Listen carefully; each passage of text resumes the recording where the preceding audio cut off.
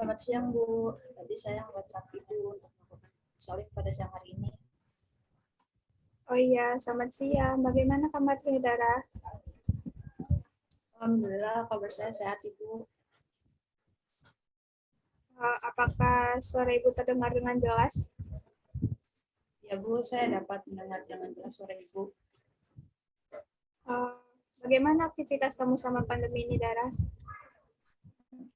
Aktivitas saya sebenarnya lancar-lancar aja sih, Bu. Kalau begitu, karena kita mau melaksanakan cyber counseling, sebelumnya Ibu izin untuk record ya, untuk arsip Ibu, dan tidak akan Ibu sebarluaskan kok. Oh iya, Ibu, nggak apa-apa, silakan.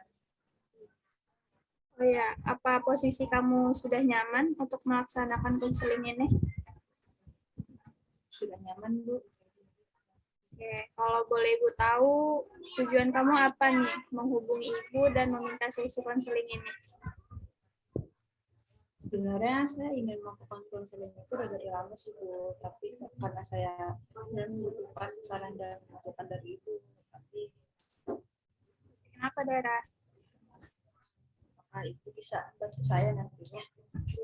Tenang saja, Ibu pasti akan membantumu. Baik, sebelum kamu menceritakan lebih lanjut tentang apa yang kamu rasakan, apa kamu sudah pernah melakukan konseling individual sebelumnya? Sih jujur saja saya belum pernah sama sekali ya, Bu, dan ini pertama kalinya saya melakukan sesi konseling. Jadi pernah ya, oke. Ibu akan memberitahu beberapa informasi terlebih dahulu ya. Jadi ketika konseling individual nanti, Ibu harap kamu yang aktif menjelaskan dan mengutarakan apa yang kamu rasakan dan kamu keluhkan. Lalu setelahnya kita akan mencari solusinya bersama-sama sehingga kamu dapat memecahkan permasalahannya sendiri.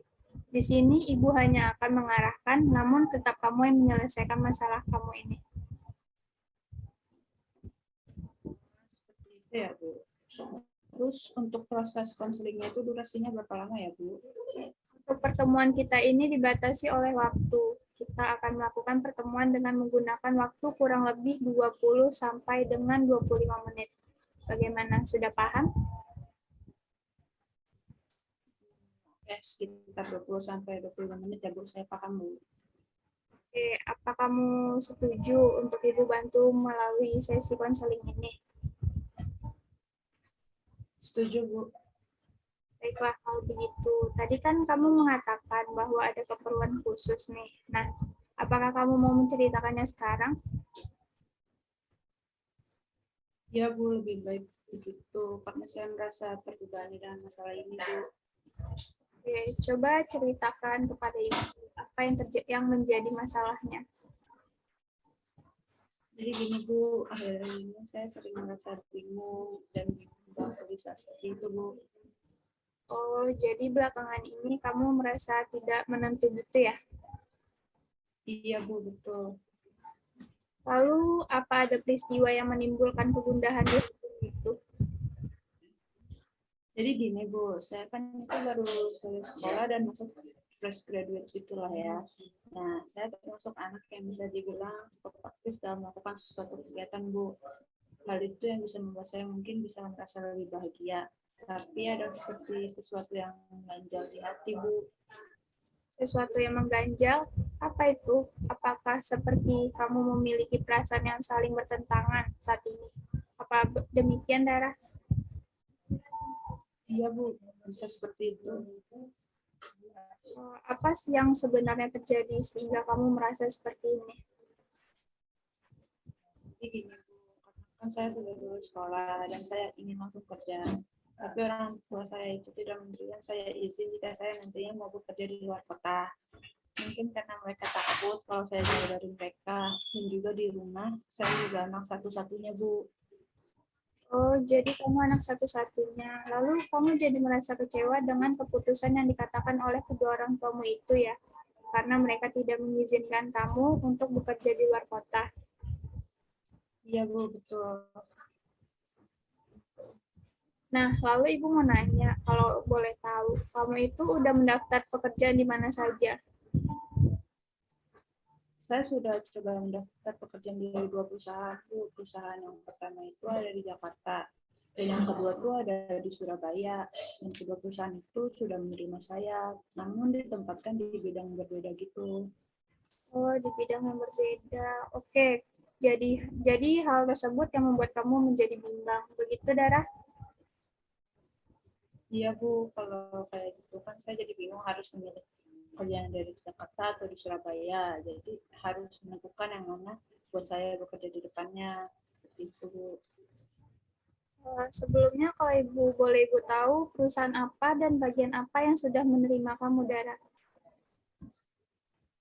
Kalau yang di Jakarta itu saya diterima di perusahaan bidang jasa dan akan ditempatkan di bagian staf administrasi Bu. Lalu kalau di Surabaya saya diterima di sebuah perusahaan manufaktur dan akan ditempatkan di bagian staf manajemen trainingnya Bu. Jadinya saya bimbang mau pilih yang mana gitu. Oh, begitu. Lalu, apa kamu sudah memberitahukan kepada orang tua kamu apa yang kamu inginkan? Sudah pasti Bu, saya sudah meyakinkan mereka kalau memang saya bisa mengatur waktu untuk orang tua saya dan saya juga bisa bertanggung jawab dengan pekerjaan yang akan saya pilih. Tapi orang tua saya tetap kekal tidak menyetujui keputusan saya tadi Bu. Oke, sekarang kita sudah tahu nih gambaran yang jelas mengenai permasalahan kamu. Sekarang mari kita melihat sasaran apa yang kamu inginkan. Iya Bu, saya ingin agar orang tua saya tidak merasa kecewa dengan pilihan yang saya ambil. Karena saya anak satu-satunya, saya juga berharap mereka tidak merasa sakit hati jika ternyata saya memilih pekerjaan yang salah. Gitu Bu. Baik, jadi itu memang keinginan kamu ya. Selanjutnya, mari kita tinjau keuntungan dan kelebihan dari setiap pilihanmu tadi. Baik Bu. Oke, yang pertama, menurut kamu apa keuntungan yang kamu dapatkan jika kamu memilih tetap berada di Jakarta? Saya memiliki berada di Jakarta ya sudah pasti saya bisa dengan mudah bertemu dengan orang tua saya Bu. Oke, lalu untuk pertanyaan yang kedua, menurut kamu nih, apa kerugian yang akan mungkin muncul jika kamu mendapatkan kamu tetap bekerja di Jakarta? Kalau kerugiannya mungkin kalau saya bekerja di luar kota, saya tidak bisa leluasa bertemu dengan orang tua saya dan keluarga sih Bu. Lalu untuk pertanyaan ketiga, keuntungan apa yang kamu dapatkan jika kamu bekerja di luar kota seperti yang di Surabaya tadi? Yang jelas kalau saya memilih pekerjaan yang di Surabaya, posisi yang ditawarkan itu lebih bagus Bu. Selain itu juga saya bisa belajar untuk lebih mandiri juga. Bagus. Lalu menurut kamu nih, apa kerugian jika kamu memilih pekerjaan yang di Surabaya? Keluarganya sih sudah pasti saya jauh dari orang tua dan mungkin saya akan pulang pergi sebulan sekali Jakarta Surabaya untuk menemui orang tua saya. Bagus. Setelah kita mengetahui tentang keuntungan dan kerugian ini, lalu langkah berikutnya adalah kita harus meninjau alternatif lain agar kamu lebih mantap untuk memilih keputusan. Baiklah Bu. Terus saya harus bagaimana Bu? Baik, sebelumnya Ibu akan memberikan pertanyaan. Yang pertama itu, apa kamu akan sanggup untuk mengatur waktu dan tenaga kamu jika kamu memilih pekerjaan di luar kota? Sejujurnya sanggup-sanggup saja Bu, karena dalam bekerja pun juga pasti ada hari libur kan, jadi saya pasti akan mengusahakan untuk tetap pulang. Oke, jadi kamu pasti mengusahakan untuk tetap pulang, begitu ya, Dara? Iya Bu, betul.